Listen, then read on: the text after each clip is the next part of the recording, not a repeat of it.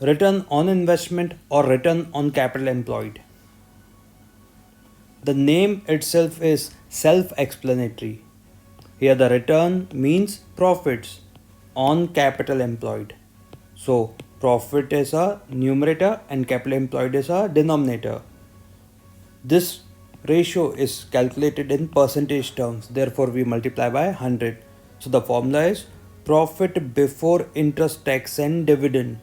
Profit before interest, tax and dividend divided by capital employed.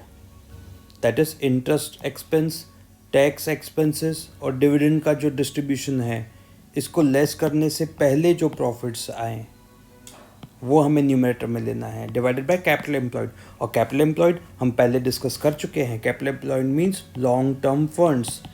Long term funds जिसमें हम लेते हैं share holders funds plus non current liabilities. This ratio assesses the overall performance of the enterprise. It measures how efficiently the resources entrusted to the business are used. Here, the capital employed can be calculated by two approaches. First, the liability side approach, whereby we take share capital plus reserves and surplus plus long-term borrowings plus long-term provisions. In simple terms, we take shareholders' funds plus non-current liability. Capital employed can also be calculated by asset side approach, whereby we take non-current assets plus working capital. Working capital is current assets minus current liabilities. In order to feel the concept of this ratio, we can take a simple example. Suppose Tata Steel invested 100 crores in the business, right? And earn a profit of 20 crores.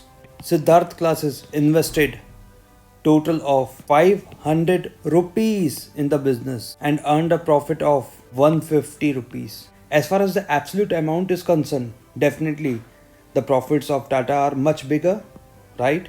But if we calculate the profits in relation to the capital employed, so Tata earned 20 crore rupees by investing 100 crores in the business. Therefore, return on investment or return on capital employed happens to be 20%. What about SID? 150 upon 500 into 100. That makes 30%. As far as return on investment is concerned, profitability of Siddharth is better. Now some special points.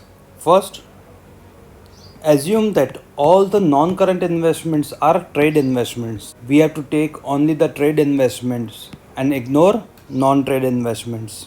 Interest on non-trade investments should be deducted from profit before interest, tax and dividend, because we have to consider only the trade investments and income on trade investment. We need to exclude non-trade investments and therefore income from non-trade investment, that is interest on non-trade investment, we need to exclude, deduct. Now let us discuss the conceptual portion. Why do we take the profit before interest, tax and dividend, not after tax and after dividend? Reason lies in the formula itself. Just concentrate on the denominator. In the denominator we take capital employed, right? And capital employed consists of long-term funds. Long-term funds consist of shareholders funds and non-current liabilities. Owners को हम देंगे dividend and outsiders को देंगे हम उनके funds के ऊपर interest. We need to calculate कि इनको देने के लिए हमने कितना कमाया. तो इस कारण से इनको देने के लिए हमने कितना कमाया है, तो इनको कुछ देने से पहले का प्रॉफिट कैलकुलेट करना पड़ेगा. तो सर टैक्स क्यों नहीं लेस करते? क्योंकि टैक्स देने से पहले हमें इंटरेस्ट देना पड़ता है, बिकॉज इंटरेस्ट को एक्सपेंस माना जाता है. जब तक इंटरेस्ट लेस नहीं करेंगे तब तक टैक्स भी नहीं आएगा.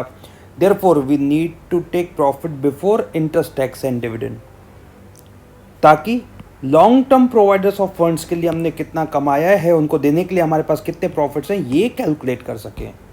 How to calculate this profit before interest, tax and dividend? If it is not given in the question, we need to work back. कैसे? देखिए, this is the sequence for calculating the profits. Revenue, minus operating expenses will give us profit before interest and tax. इसमें से less करेंगे, पहले outsiders को देंगे interest on long term funds, profit before tax आ जाएगा। इसमें से लेस करेंगे टैक्स, प्रॉफिट आफ्टर टैक्स आ जाएगा। लेस करेंगे डिविडेंड, तो ये मिलेगा प्रॉफिट एंड लॉस का क्लोजिंग बैलेंस। ये हमने सबसे पहले आउटसाइडर्स को दिया, फिर गवर्नमेंट को दिया, और उसके बाद जो रेसिड्यूल है उनमें से कुछ ओनर्स को दिया। तो ये लॉजिकल सीक्वेंस है, लीगल सीक्वेंस भी यही है। So revenue minus expense will give us profit before interest and tax. उसमें से सबसे पहले इंटरेस्ट देंगे तो प्रॉफिट बिफोर टैक्स, लेस करेंगे टैक्स तो प्रॉफिट आफ्टर टैक्स, उसमें से डिविडेंड देंगे। हमें ultimately profit before interest tax and dividend calculate करना है। दैट मीन्स हमें ये कैलकुलेट करना है। ये डायरेक्टली दिया होगा, नहीं दिया हो तो आपको ये दे सकते हैं 1100, और डिविडेंड देंगे। डिविडेंड कितना दिया गया उसको ऐड बैक कर दे तो हम पहुंचेंगे 1800 तक। टैक्स का रेट देंगे तो इसको x माने, x में से 40% लेस कर दें इज इक्वल्स टू 1800, तो फिर x आ जाएगा 3000 वर्क बैक करके। तो 1100 में ऐड कर दिया 700, तो मिला प्रॉफिट आफ्टर टैक्स 1800। टैक्स का रेट दिया हुआ था, उससे हम ऐड बैक कर देंगे तो ये आ जाएगा प्रॉफिट बिफोर टैक्स 3000। और आपको इंटरेस्ट नहीं देंगे, लेकिन लोन जो लिया है, सपोज 10,000 बताएंगे, 10,000 लोन लिया था और लोन के ऊपर इंटरेस्ट लगता है 10%, तो 10,000 के ऊपर 10%, 1,000 इंटरेस्ट रहेगा, उसको भी ऐड बैक कर देंगे तो यहाँ पहुँचेंगे 4,000। और ये फिगर हमें लेना है न्यूमरेटर में। इस तरीके से वर्क बैक करेंगे। Next logical question can be, why we need to make the assumption that all current investments are trade investments? The answer is because we need to consider only the trade investments and income thereof. We need to ignore non-trade investments and income thereof. Sir, what are trade investments and what are non-trade investments? Trade investments वो investments होते हैं जो हम अपने business को enhance करने के लिए, एक्सटेंड करने के लिए, इम्प्रूव करने के लिए करते हैं। एंड नॉन ट्रेड इन्वेस्टमेंट्स वो इन्वेस्टमेंट्स होते हैं जो हमारे बिजनेस से डायरेक्टली रिलेटेड ना हो, और बिजनेस से क्योंकि डायरेक्टली रिलेटेड नहीं है, इस कारण से we need to ignore them. मैं इसको फील करवा सकता हूँ एक एग्जांपल से। ऑब्जर्व कीजिए, let us understand the concept using this example. Suppose हमारा पिज़्ज़ा का बिजनेस है, पिज़्ज़ा बना के बेचते हैं। 8 लाख रुपीज़ हमने खुद के पैसे लगाए बिजनेस में, owners funds, share holders funds, and 2 lakh rupees का हमने बैंक लोन लिया, लॉन्ग टर्म लोन। 1 लाख के हमारे क्रेडिटर्स हैं। 7 लाख का एक मशीन है जो हम यूज़ करते हैं पिज़्ज़ा बनाने के लिए। 3 लाख का हमने इन्वेस्टमेंट किया है किसी कंपनी के शेयर्स में, और 1 लाख रुपीज़ के current assets, cash and bank balance. अब ये अगर इन्वेस्टमेंट्स जो हमने किया वो ऐसा इन्वेस्टमेंट है जो हमारे एग्जिस्टिंग बिजनेस, पिज़्ज़ा के बिजनेस को प्रमोट करने के लिए, उसको इन्हांस करने के लिए किया है, तो इसको कहा जाएगा ट्रेड इन्वेस्टमेंट्स। और अगर ये हमारे एग्जिस्टिंग बिजनेस, पिज़्ज़ा के बिजनेस से रिलेटेड नहीं है, तो इसको कहा जाएगा नॉन ट्रेड इन्वेस्टमेंट्स। अब क्वेश्चन अराइज होता है कि अगर क्वेश्चन में केवल इन्वेस्टमेंट दिया हो और ये ना बताया गया है कि ट्रेड इन्वेस्टमेंट है कि नॉन ट्रेड इन्वेस्टमेंट है, तो डेफिनेटली आपको ट्रेड इन्वेस्टमेंट्स अज्यूम करना है। ट्रेड इन्वेस्टमेंट्स को हमें कंसिडर करना है, नॉन ट्रेड इन्वेस्टमेंट को कंसिडर नहीं करना है। क्यों? इस क्वेश्चन में शेयर होल्डर्स फंड्स हैं 8 lakh and non current liabilities 2 lakh. So capital employed क्या होता है? Shareholders funds plus non current liabilities. तो shareholders fund plus non current liabilities कितना हो गया? 10 लाख। हम अपने आप से बेसिक क्वेश्चन पूछे, क्या ये 10 लाख हमने अपने existing business, that is pizza के बिजनेस में इन्वेस्ट किया है क्या? 7 लाख तो डेफिनेटली मशीन है, तो ये तो हमारे एग्जिस्टिंग बिजनेस से कनेक्टेड ही है।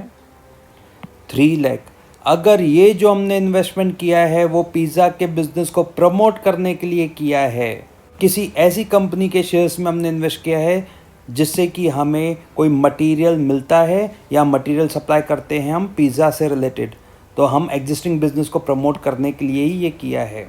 और 1 लाख तो ये कैश और बैंक बैलेंस है ही है, ये भी एग्जिस्टिंग बिजनेस से रिलेटेड है। तो वी कैन से जो भी लॉन्ग टर्म फंड्स हैं हमने पूरा अपने बिजनेस में इन्वेस्ट किया है, तो पूरे 10 लाख की हमने इन्वेस्टमेंट किया है। तो कैपिटल एम्प्लॉयड होगा इस केस में 10 लाख। अगर ये ट्रेड इन्वेस्टमेंट है तो ट्रेड इन्वेस्टमेंट को हमें कंसिडर करना है क्योंकि वो एग्जिस्टिंग बिजनेस से रिलेटेड है।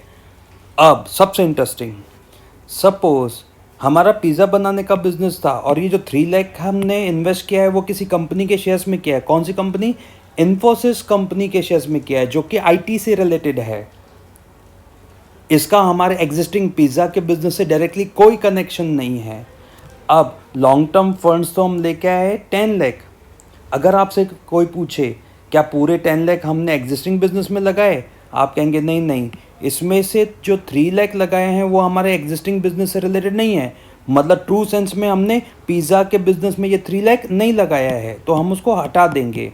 ऐसे केस में हम कैपिटल एम्प्लॉयड कैसे कैलकुलेट करेंगे मालूम है आपको? इसको हमें कंसिडर नहीं करना है।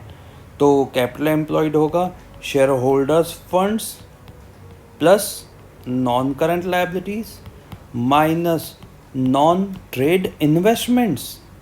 तो shareholders funds 8 lakh plus non current liability 2 lakh minus non trade investments 3 lakh. तो 10 लाख माइनस 3 लाख हो जाएगा 7 लाख। ये है कैपिटल एम्प्लॉयड। 10 लाख नहीं होगा, 7 लाख होगा। सर कैसे? वैसे 10 लाख होता, लेकिन इस 10 में से 3 हमने नॉन ट्रेड इन्वेस्टमेंट कर दिया जो हमारे एग्जिस्टिंग पिज़्ज़ा के बिजनेस से रिलेटेड नहीं है, तो इसको हटाओ। तो 10 माइनस 3 ये है लायबिलिटी रूट से हमने कैपिटल एम्प्लॉयड निकाला है। स्पेशल केस में इसी कैपिटल एम्प्लॉयड को हम एसेट रूट से भी निकाल सकते थे। लायबिलिटी रूट में 8 लाख प्लस 2 लाख माइनस 3 लाख कर दिया था। तो ऑल्टरनेटिवली कैसे कर सकते हैं? 7 लाख प्लस 1 लाख 8 माइनस 1, तो भी कितना आएगा? 7 लाख।